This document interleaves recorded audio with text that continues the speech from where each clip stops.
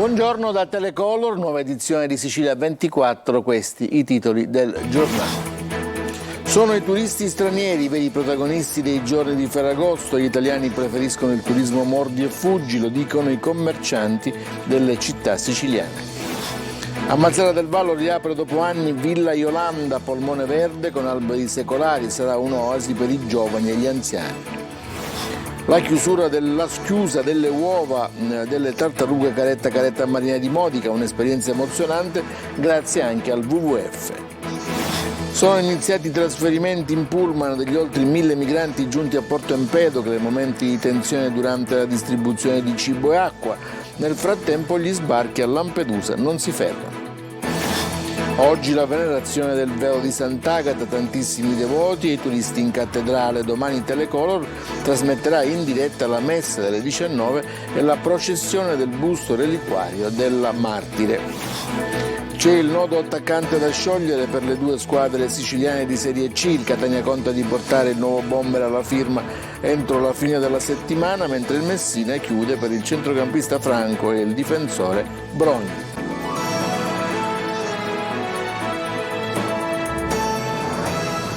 Ancora buongiorno da Telecolor. Riflessione del post Ferragosto per molti italiani è stata la vacanza mordi e fuggi. A salvare in parte il turismo sono stati e sono tuttora soprattutto gli stranieri. Ma non è come gli altri anni, dicono i commercianti. La Sicilia alle prese con il caro vita e con i disagi nei voli di Fontanarossa dopo l'incendio di luglio e la chiusura per la cenere del 14 agosto. Adesso si presenta così. Orazio Longo. Where are you from? France. France. Los Angeles. Los Angeles, Yeah. First time in Sicily? First time, yes. Yeah. You like it? Yes, it's beautiful. Belarus. We are going to visit Catania, Taormina, Syracuse, Agrigento, Palermo. Meno male che ci sono loro, i turisti stranieri, che alla Sicilia non rinunciano per nessun motivo. Ma non è il turismo degli anni scorsi, dicono molti commercianti. Se gli operatori lamentano un meno 20% di big spender, per capirci, i turisti danarosi che spendono tanto, soprattutto americani, inglesi e canadesi quest'anno, va detto che complessivamente l'isola soffre di problematiche che certo non incentivano le prenotazioni. In primis la mancanza di collegamenti efficienti, l'insicurezza stradale, la difficoltà a colmare adeguatamente le distanze senza l'uso di una macchina, la sporcizia nelle strade, gli incendi e a volte anche la poca cordialità di addetti ai lavori pubblici e privati, forse non più avvezzi all'accoglienza. Ciliegina sulla torta il caos voli conseguente al rogo al Terminal A dell'aeroporto di Fontanarossa di Catania, che ha gettato nel panico migliaia e migliaia di turisti dirottati come pacchi postali in aeroporti lontani e molte volte lasciati a terra sotto il sole cocente con il volo cancellato all'ultimo secondo. 3 settimane di passione culminate con la chiusura dello scalo il 14 agosto a causa della cenere dell'Etna. Nonostante tutto, secondo alcuni dati di Confcommercio, la Sicilia rimane tra le regioni d'Italia più amate dai turisti. Speriamo allora che le flessioni di questi giorni non siano un segnale preoccupante di disinnamoramento. Da dove venite? Verona. Da Bologna. Prima volta in Sicilia? No, sono già venuto varie volte. Torna con piacere. Sì, sempre. Cosa vedete quest'anno? A Catania, Siracusa e poi andiamo al mare verso Licata. Da Firenze. Prima volta in Sicilia? Prima volta. Resistono le spiagge a Ferragosto prese d'assalto, lì di sold out un po' ovunque, ma si tratta di un turismo mordi e fuggi per gli italiani che di soldi in tasca ne hanno pochi. L'anticiclone africano si rafforza e nel fine settimana si farà sentire con temperature più alte, ma non in Sicilia, dove si prevede un caldo meno intenso. E c'è anche l'Etna tra le mete preferite dei turisti, anche qui per lo più stranieri. Il vulcano è nuovamente tornato in attività. Queste sono le belle immagini delle telecamere dell'Istituto di Geofisica e Vulcanologia che sorvegliano i crateri senza sosta. Si nota bene un grosso pennacchio di cenere, è passata da attenzione a preallarme la situazione di rischio secondo la protezione civile. Il bollettino di allerta per i voli da e per Fontanarossa è passato da verde a giallo, ma al momento non ci sono particolari problemi per l'aeroporto di Catania che resta operativo. Ci sono però ritardi nei voli in partenza e lunghe attese dei velivoli fermi sul piazzale nella consegna dei bagagli che mancabilmente esasperano purtroppo i passeggeri. Ci spostiamo a Mazara del Vallo perché dopo 120 anni finalmente l'amministrazione comunale del paese, guidata dal sindaco Quinci, ha rimesso rimesso a nuovo la splendida Villa Iolanda, polmone verde di particolare bellezza, con alberi ultracentenari, posizionata nel cuore storico della città, a metà tra il mare e i monumenti. La villa viene restituita al pubblico, fruibilità dopo il ripristino della pavimentazione, l'illuminazione di ultima generazione, il recupero della piantumazione e l'aggiunta di nuove aiuole. La Villa Iolanda rientra in un più ampio progetto di rigenerazione del quadrilatero storico di Mazara, che parte dal piazzale Quinci con un nuovo parcheggio, prosegue con il recupero della villa, il restauro dell'arco normanno e la fontana, scultura di Pietro, consagra fino al completamento del percorso sul lungomare Fata Morgana, con giochi, aree attrezzate e solarium. Stasera inaugurazione di Villa Iolanda, ospite d'onore c'è da immaginarlo i bambini della città che sono chiamati appunto a raccolta in questo nuovo polmone verde. Adesso ci spostiamo a Marina di Modica, perché la schiusa delle uova di tartaruga caretta contraddistinguono questi momenti. È uno spettacolo della natura che prosegue lungo il litorale ibleo, dove altri nidi sono monitorati dai volontari del WWF. Ci fa il resoconto Laura Curella.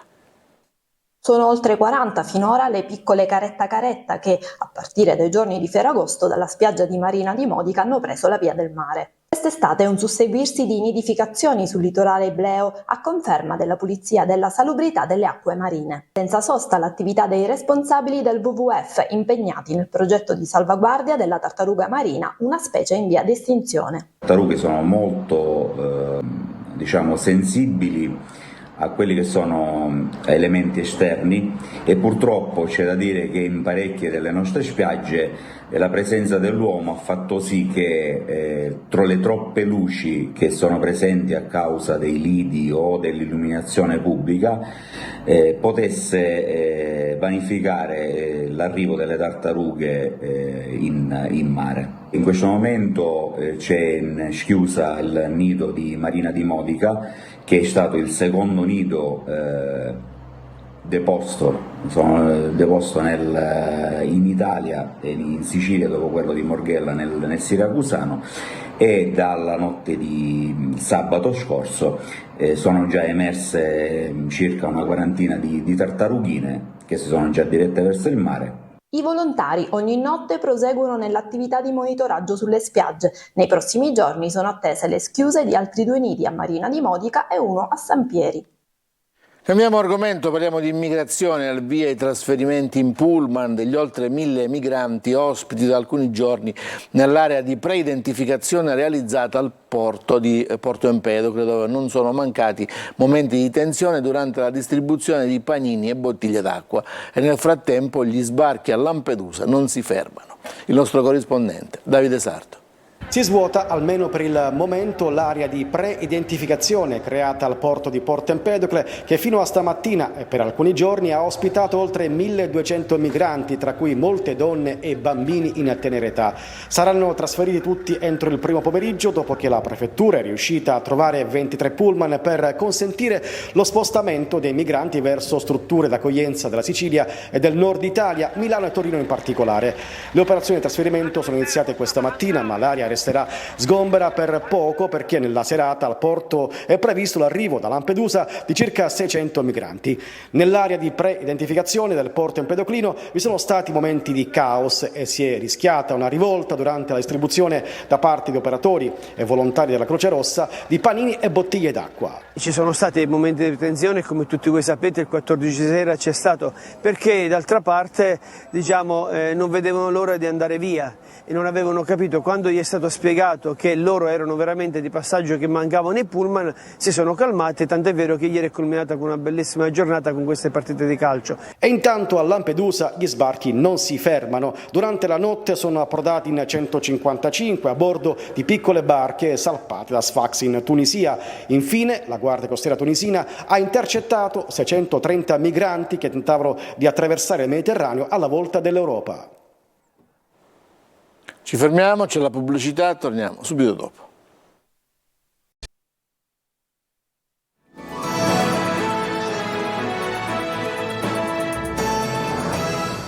Seconda parte del telegiornale, oggi la venerazione del velo di Sant'Agata, preludio della festa del 17 agosto che ricorda il trionfale ritorno a Catania da Costantinopoli delle reliquie di Sant'Agata. Tantissimi i devoti e i turisti in cattedrale. Domani Telecolor trasmetterà in diretta la messa delle 19 e la processione del busto reliquiario sino al suo rientro in cattedrale. Adelaide Barbagallo.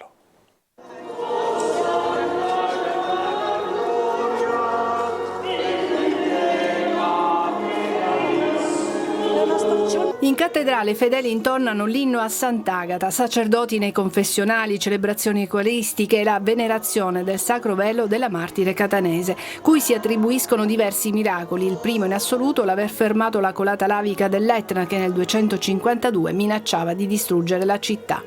È il giorno che precede la festa del 17 agosto che ricorda il ritorno in città da Costantinopoli delle reliquie della patrona e ci si prepara spiritualmente alla processione di domani con il busto portato in spalla dai fedeli.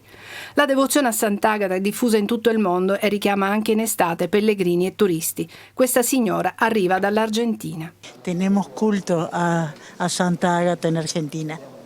Dopo le imponenti processioni di febbraio, la festa di agosto è più intima ma ugualmente sentita. Sant'Agata vuol dire tanto, da 2 anni a questa parte ancora di più perché mi ha donato mio figlio che porta il suo nome, Agatino. Noi abitiamo su, in Lombardia, quindi siamo originari di Catania però. Siete venuti apposta per Sant'Agata? Siamo venuti qui oggi sì apposta per Sant'Agata, sì.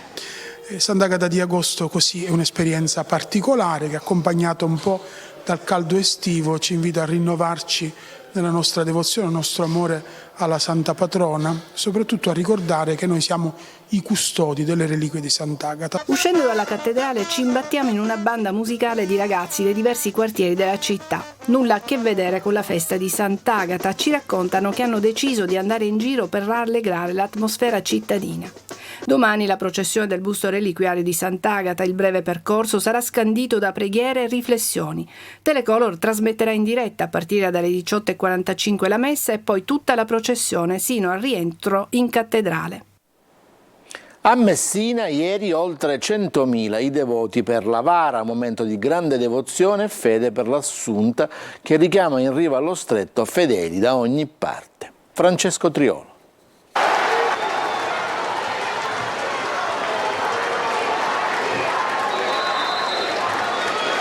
Il momento più emozionante, quello più atteso, quello più sentito è la girata della Vara di Messina da via Garibaldi a via 1 settembre, l'ultimo tratto prima di arrivare in Duomo, quando la stanchezza ormai sta prendendo il sopravvento e la fede e la forza che ti aiuta a trascinare la pesantissima macchina votiva. Nel giorno di Ferragosto è stata una festa di popolo, la Vara di Messina, 100.000 persone in piazza provenienti da tutta la Sicilia e dalla Dirimpettaia Calabria, un appuntamento al quale nessun messinese, nessun devoto dell'Assunta vuole mancare. 500 anni di storia in quel cippo trascinato con le corde da centinaia di fedeli, un fiume di persone che attraversa via Garibaldi sino a Piazza Duomo tra due ali di folla che rinnova i legami di forte devozione. Si è partiti alle 18:30 con il primo strappo salutato da un applauso infinito, quindi il percorso compiuto in quasi 3 ore, in mezzo l'omaggio floreale della prefetta all'Assunta.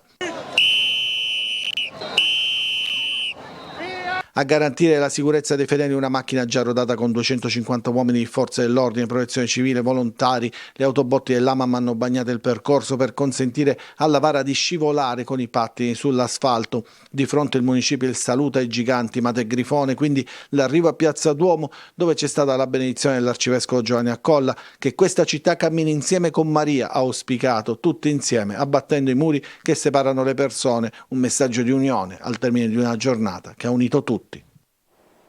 Ci fermiamo ancora per uno stacco pubblicitario e torniamo con il calcio.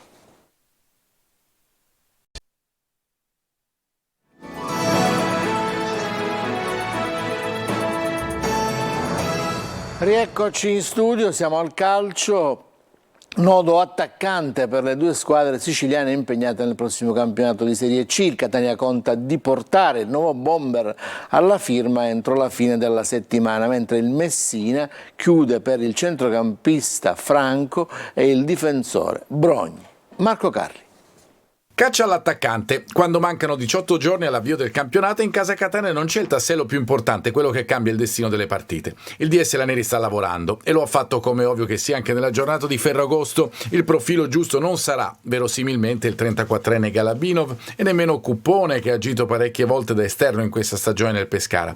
Canute non risulta fra i giocatori sondati, inoltre è un giocatore esterno d'attacco. Resta Di Carmine e poi Caturano, quest'anno impiegato come punta ma spesso in un attacco con due interpreti nel 3-5-2 di Raffaele. Inoltre c'è l'inevitabile gioco delle parti che accompagna questa fase del mercato, domande e offerta che si devono incontrare e che magari non lo fanno subito, oltre alla concorrenza delle altre società che ambiscono ad un ruolo di prestigio, guardare per credere l'Avellino che ha trattato e chiuso molti giocatori che interessavano i rossazzurri. Insomma, si lavora e ci sta anche il nome a sorpresa, l'identikit è quello giocatore che sia di proprietà del Catania e che sia pronto anche per il futuro. L'attesa deve essere gioco, forza, breve. In difesa l'altro tassello che manca, almeno per quanto riguarda l'11 titolare. Tabiani vorrebbe sempre Quaini e a quanto ci risulta qualche tentativo si farà ancora. Solo dopo si penserà eventualmente ad un altro innesto a centrocampo. Intanto la squadra riprende a lavorare a Ragalna. Ripresa anche per il Messina che come il Catania è in cerca della punta. Anche in questo caso trovare gli incassi non è facile. Di certo l'accordo è raggiunto con Domenico Franco, centrocampista calabrese svincolatosi dalla Lucchese, 30 anni e 7 campionati di C alle spalle, così come fatta per Giorgio Brogni, esterno sinistro di difesa che arriva in prestito dall'Atalanta. Se andrà via Iannone si potrà aprire la strada per un giovane esterno d'attacco. Potrebbe partire anche il secondo portiere Daga, che in tal caso andrebbe sostituito. Il 27 agosto potrebbe tenersi la presentazione della squadra alla città. Il telegiornale è finito, grazie per l'attenzione a tutti, buon pomeriggio.